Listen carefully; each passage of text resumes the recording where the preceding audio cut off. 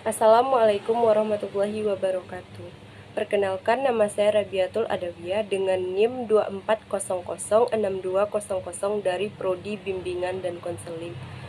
Baiklah, di sini saya akan mempresentasikan tugas proyek akhir saya, yaitu dengan mata kuliah Dasar-Dasar Ilmu Pendidikan dengan dosen pengampu Ibu DRA Eldarni MPD, yaitu tentang kontribusi lembaga pendidikan oleh 4 tokoh pendidikan nasional dalam mencapai kemerdekaan dan mencerdaskan kehidupan bangsa. Latar belakangnya adalah pendidikan merupakan salah satu kebutuhan pokok dalam kehidupan. Dengan kata lain, pendidikan itu sangat penting bagi manusia.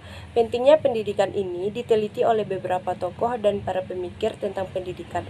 Sebagai generasi penerus, kita perlu mengetahui sejarah mengenai mengungkapkannya pentingnya pendidikan dalam kehidupan. Adapun rumusan masalahnya yaitu siapa saja 4 tokoh pendidikan yang mendirikan lembaga pendidikan dalam mencapai kemerdekaan dan mencerdaskan kehidupan bangsa?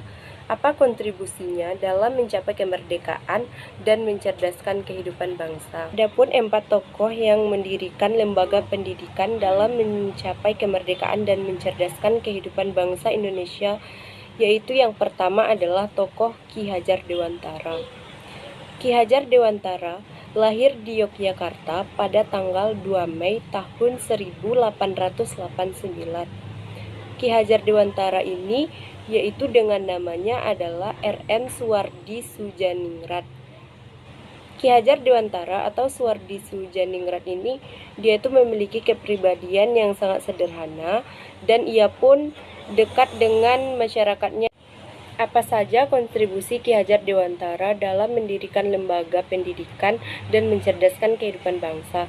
Yang pertama yaitu Ki Hajar Dewantara berhasil mendirikan Indise Partik, di mana Indise Partik ini adalah partai politik pertama yang didirikan beraliran nasionalisme di Indonesia, yaitu didirikan pada tanggal 25 Desember tahun 1912 dengan tujuan untuk kemerdekaan Indonesia. Kemudian partai ini pun ditolak. Selanjutnya Ki Hajar Dewantara mendirikan Komite Bumi Putra, yaitu pada tahun 1913 pada bulan November. Selanjutnya kontribusi Ki Hajar Dewantara yang kedua yaitu Ki Hajar Dewantara berhasil mendirikan Taman Siswa, di mana Taman Siswa ini didirikan pada tahun 1922.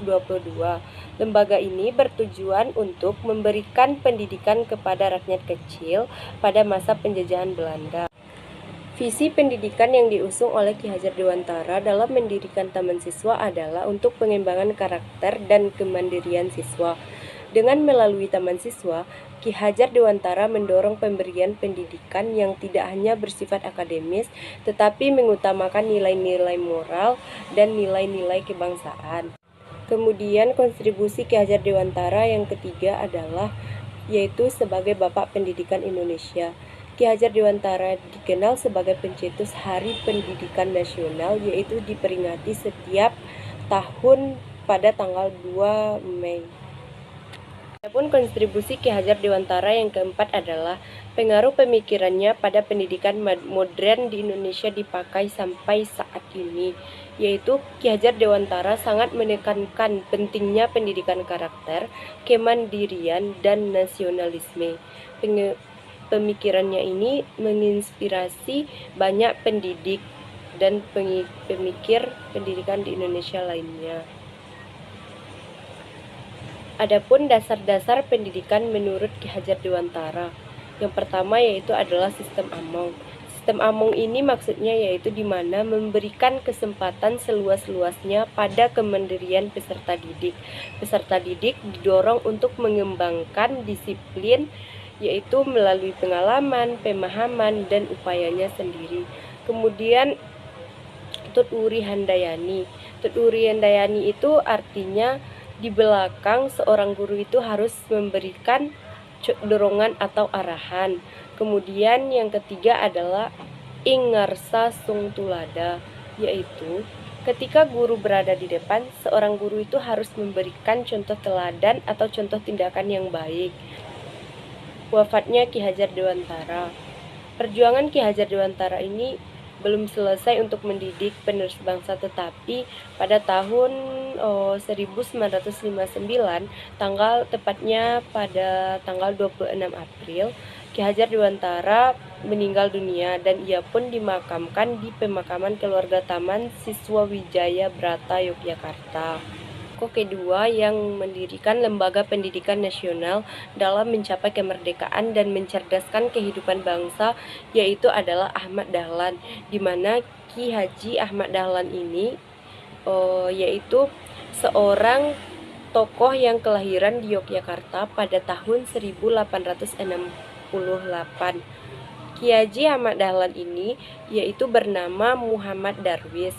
Harapannya ialah ia ingin meneruskan ilmu yang ia pelajari kepada peserta didiknya yang sebelumnya tidak ada pelajaran agama.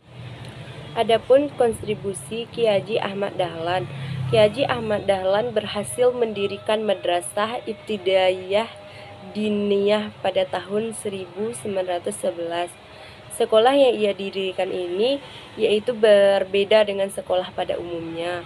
Sekolah ini menggabungkan sistem pendidikan pesantren dengan sekolah Belanda, mengajarkan ilmu pengetahuan umum dan ilmu agama. Kemudian Ki Haji Ahmad Dahlan itu berhasil memasukkan pelajaran agama Islam ke dalam lembaga pendidikan oleh kolonial Belanda. Kemudian ia pun berhasil mengadopsi pendekatan dan sistem pendidikan barat dalam lembaga pendidikan Islam.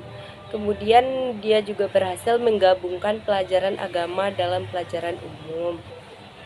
Ki Haji Ahmad Dahlan ini wafat pada umur yaitu 54 tahun, di mana yaitu dia wafat pada tahun 1923. Tokoh ketiga yang berhasil mendirikan lembaga pendidikan dalam mencapai kemerdekaan dan mencerdaskan kehidupan bangsa adalah Rahmah El-Yunisiah.